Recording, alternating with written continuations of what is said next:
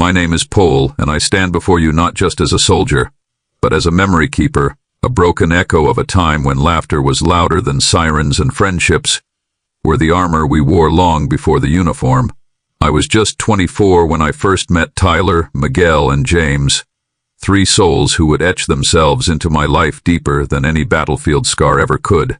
Tyler, with his wild humor and a laugh that made commanders roll their eyes, but warmed the coldest mornings in our barracks. Miguel, our silent genius who read poetry in foxholes and prayed for both enemies and friends alike. And James, the gentle giant whose heart was bigger than any war he was thrown into. These weren't just friends. They were the air I breathed, the brothers I chose when blood wasn't enough. We were stationed in New York for a short training period, just 4 days before the world would shift beneath our feet. September 10th, 2001. We were on the rooftop of our temporary quarters, watching the lights of the Twin Towers shimmer like eternal candles. Tyler had a beer in his hand and a joke in his mouth. Miguel was sketching something in his notebook, and James, well, he just sat quietly with that half-smile of his that said everything without saying a word. We spoke about life after service, Tyler planning to open a food truck called Tactical Tacos, Miguel wanting to write a book on war and humanity, and James dreaming of teaching kids in a small school where loud laughter replaced drills and alarms. That night we played cards, and for once in our chaotic lives, everything felt still. Miguel told us about his mother who used to sing to him every time he was scared, and Tyler admitted he had secretly been dating someone and might even propose. We teased him endlessly that night, calling him Sergeant Lovebird, and he laughed so hard, he nearly dropped his beer off the edge of the building. That rooftop felt like our little piece of peace, a moment carved out from the noise of the world. And then came the morning of September 11th. The sky was too blue, the air too calm, almost like the world held its breath before it screamed. I remember waking up early that day, earlier than usual, to the smell of coffee and the sound of James humming a tune he'd picked up in basic training. He always said humming calmed him. Tyler was still half asleep, his boots untied, grumbling about needing a real bed instead of a cot. Miguel was already dressed, jotting something down in his leather-bound notebook. I never did get to read that last entry. We left the base early to do a recon visit near the towers, just a routine check. We weren't even in uniform. We were off duty. Just a walk, that's all it was supposed to be. Then, just as we reached the perimeter, the sky shattered. We looked up in disbelief as the first plane carved its way into the North Tower, a sight too surreal to process. Time froze, people screamed. Glass rained down like deadly snowflakes. We ran not away but toward the chaos. That's what soldiers do. We don't retreat, we rescue. But nothing in our training had prepared us for this. Tyler was the first to move, sprinting toward the entrance without hesitation. He shouted, "People are trapped in there. We need to get them out." Miguel followed, grabbing his medic bag, his eyes filled with fire and fear. I grabbed James by the arm, and for a moment we locked eyes. I saw everything in that look: terror, courage, and something else. Goodbye. James turned and said, "We stick together." We pushed through the crowd, up the smoke-filled stairwell. The air was thick with dust and screams. At the 20th floor we found an office full of people, some injured, others frozen in panic. Tyler organized a human chain, Miguel tended to wounds with torn pieces of his own shirt, and James lifted a woman who couldn't walk onto his back like she weighed nothing. We moved fast, too fast, and then the second plane hit. The building shook violently. Lights went out. The walls groaned. I remember Tyler looking up toward the ceiling and whispering, "We're out of time." We tried to descend, carrying whoever we could. Somewhere between the 12th and 10th floor, a section of the stairwell collapsed. Rubble separated us. Tyler shouted through the smoke, "Go! Get them out!" Miguel refused to leave. James pushed me forward and said, "Poul, this isn't your time." That's the last I saw of them. I dragged the survivors I could find, coughing, bleeding, carrying a little girl in my arms, Alina. She was maybe 6, maybe 7. She had a blue ribbon in her hair and a teddy bear clutched in her tiny hands.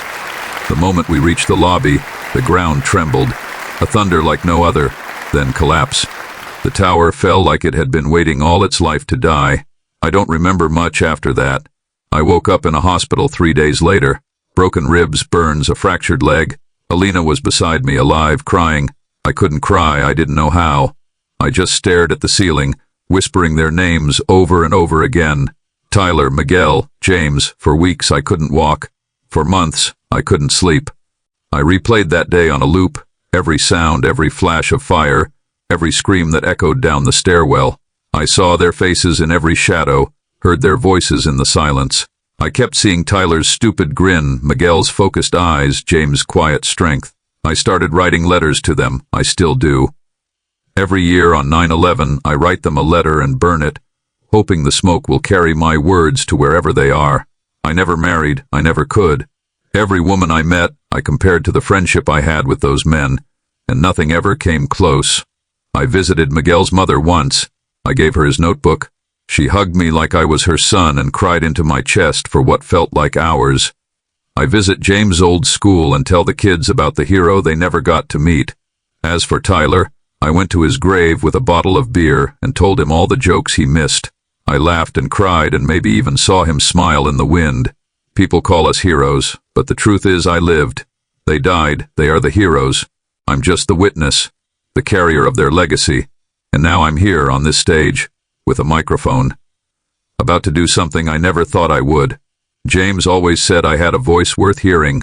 One day, Poul, he told me, you'll sing. And when you do, sing for us. So here I am.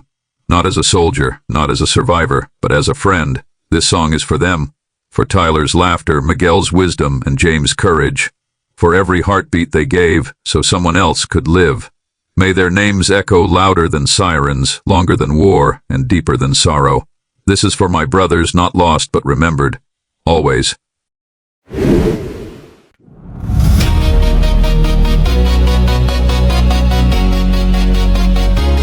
I still remember that morning light. Coffee warm, the city bright. You laughed and said we'll meet at 3, but time had other plans for me. A siren cried, the sky went dark. Smoke and silence filled the park. I ran through ash, I screamed your name, but all I found was loss and flame. Ashes in the sky, hearts left to break. So many dreams the fire would take. You're gone but not erased by pain. I close my eyes, I hear your name.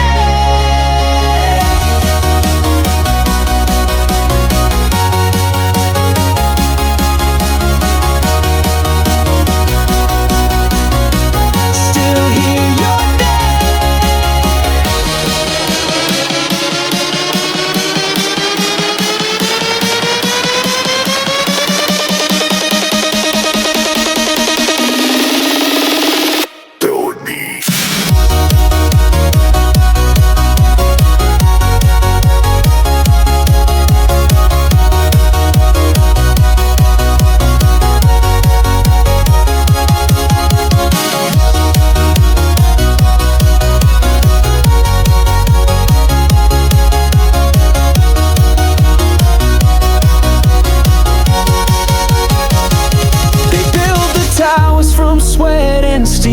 You built my soul with love that's real. 100 stories fell that day, but your memory won't drift away. Your picture hangs inside my door. Your voice still echoes through the floor. And when I walk these streets alone, I carry you, I'm not unknown.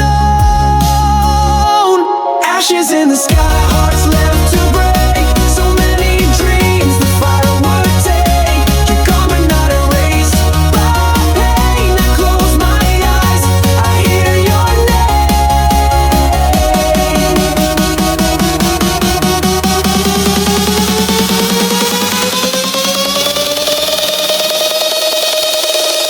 Still hear your name.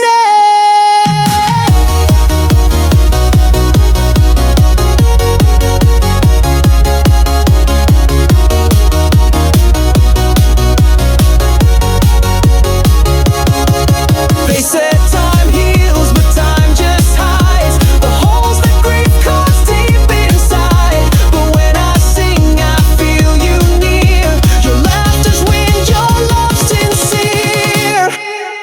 ashes in the sky, but stars remain. I'll sing for you through all the rain. Each note I sing, each breath I claim is just for you.